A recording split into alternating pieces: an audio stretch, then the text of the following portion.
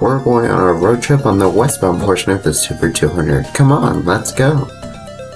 Alright everyone, today we are doing the westbound portion of the Super 200, so that means we're starting in Minnesota and ending ourselves in Idaho. Again, we're going to be looking at some beautiful scenery along this road, including this picture here of snow in North Dakota. And we're also going to see some pretty bad mileage signs here on the Super 200 as well. So let's get started with the highway. If you've been enjoying my highways content or any of my other content, be sure to hit that like button and smash that subscribe button so you're notified of all my future highways videos. And guess what? I'm now open to extra requests. All of the future highways I'm going to be doing are listed down in the description below. So if you wanted any extra requests for the future highways, be sure to look down in the description and put your request down in the comment section below, and I'll make sure to shout you out. Let's get started with the highway. As you can see here, this is our map of the Super 200, and today we're going to be starting in the Minnesota portion, traveling back through Minnesota, North Dakota, Montana, and Idaho, and then here at US 2 and US 95 in Sandpoint, Idaho. So we're going to be talking about westbound Super 200. So we begin here on US 2 where Minnesota 200 is signed west for Walker, while US 2 west is signed for Grand Rapids. And here's the actual junction with US 2, and we get a reassurance shield right over here for Minnesota 200 west. In our first mileage sign on Minnesota 200, we get Walker on the bottom line at 77 miles away. And I think that is a great choice. Here in Hill City, we're meeting US 169. And a little ways up the road, we're entering into the town of Walker, Minnesota. And like I said in the eastbound video, this looks like a nice place to visit. Once we leave Walker, we get another mileage sign. We get Benedict at 3 miles away, then LaPorte at 8. And then Itasca State Park at 29 miles away, which is the state park where we meet US 71. And now we're meeting US 71 in Itasca State Park. Now we're splitting off from US 71 to head west towards Mahomen and Ada. Now we get another mileage sign, and Lake Itasca is 6 miles away, and we get Bagley at 32 miles away. What? But here in Mahomen, we're meeting US Highway 59. Now we're meeting US Highway 75 as we are concurrent with US 75 for a short time. Now we're splitting off from US 75 to head west towards the North Dakota border. And now we enter into the state of North Dakota here in the wintertime. Yay! In our first junction in North Dakota is Interstate 29 and US Highway 81. And we're going to be joining Interstate 29 north here. And we're going to be splitting off from Interstate 29 as we're heading west towards Hayesville and Cummings. Honestly, I think Mayville is fine, just by itself. And as we head towards Mayville, we get some beautiful scenery with the snow here. And now we're splitting off from North Dakota 32, and we are now signed for Cooperstown. Okay. Here in Cooperstown, we're now signed for Carrington, which I think is a good choice because you meet US 52 and US 281 there. And now we're meeting US 52 and 281, and US 52 is going to be joining us as we head towards wherever US 52 goes. And US 52 goes towards Minot, as we saw in the US 52 video, and now we're seeing it here. Here's US 52 splitting off from North Dakota 200 to head towards Minot.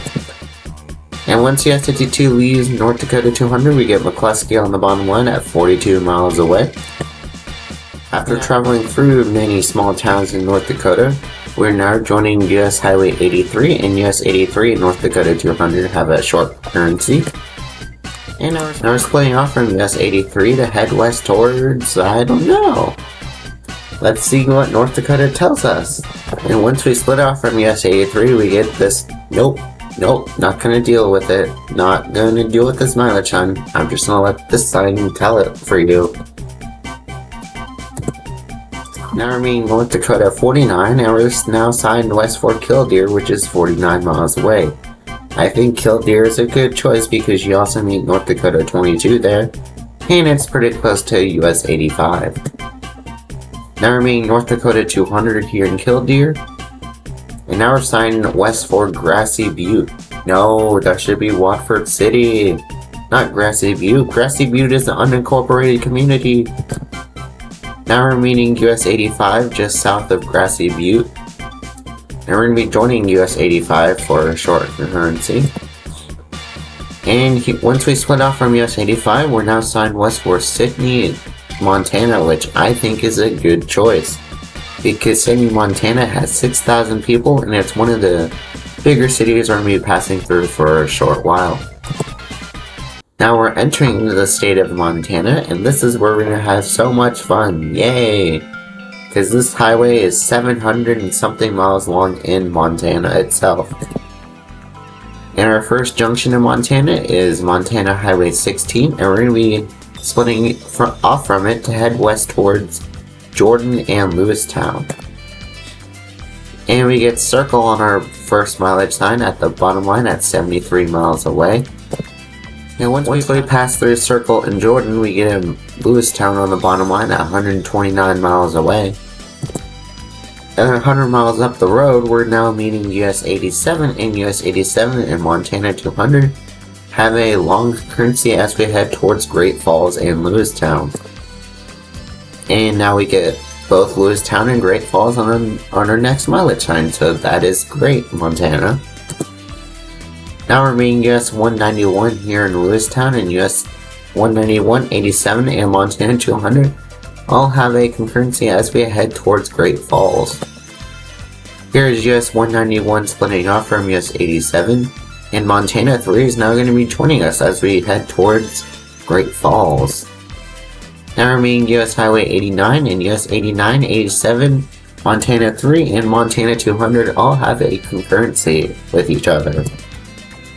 Here's US 87 splitting off from US 89, Montana 200, and Montana 3 here in Great Falls. And now we're going to be joining Interstate 15 North, which is signed for Shelby. No, that should be Calgary, not Shelby. The only reason Shelby is signed is because you meet US 2 there. That is not significant, that should be Calgary.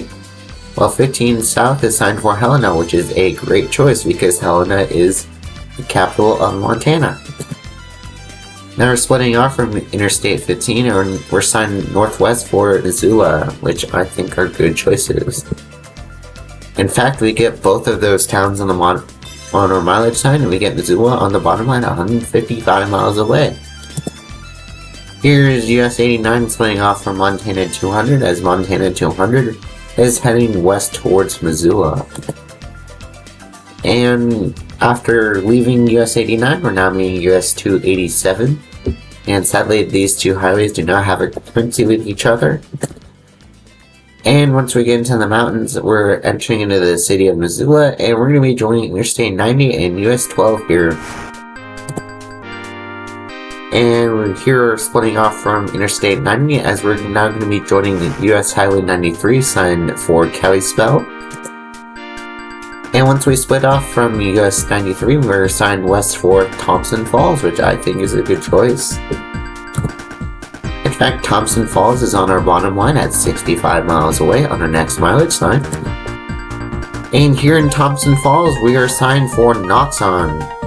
I've never even heard of Noxon, Montana before I ever did this video, so why is it signed? And we actually get a pretty cool train here, And on our next mileage sign, we don't get Noxon on the bottom line. Instead, it's at the top at 35 miles away.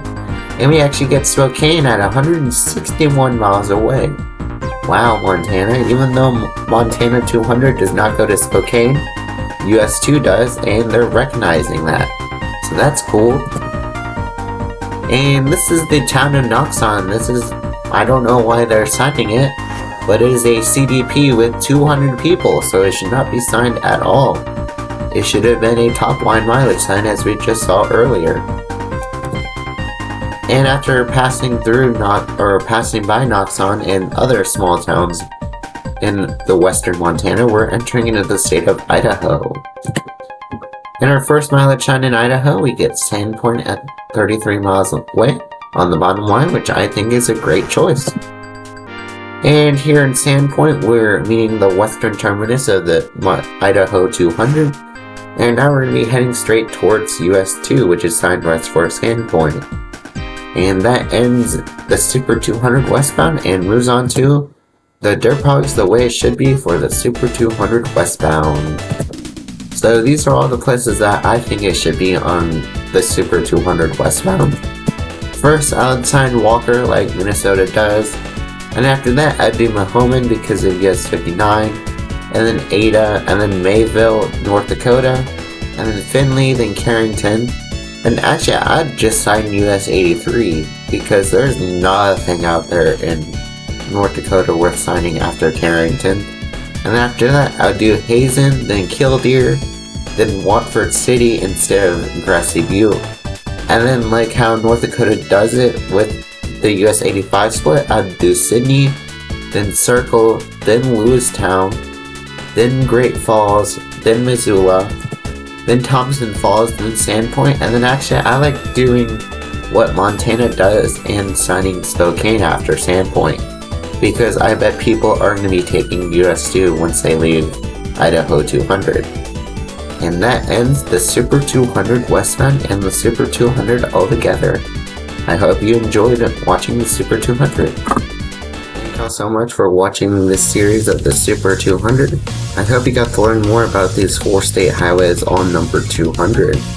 Also, this, like I said earlier, the Super 200 went through some beautiful scenery, and I'd like to drive it one day myself.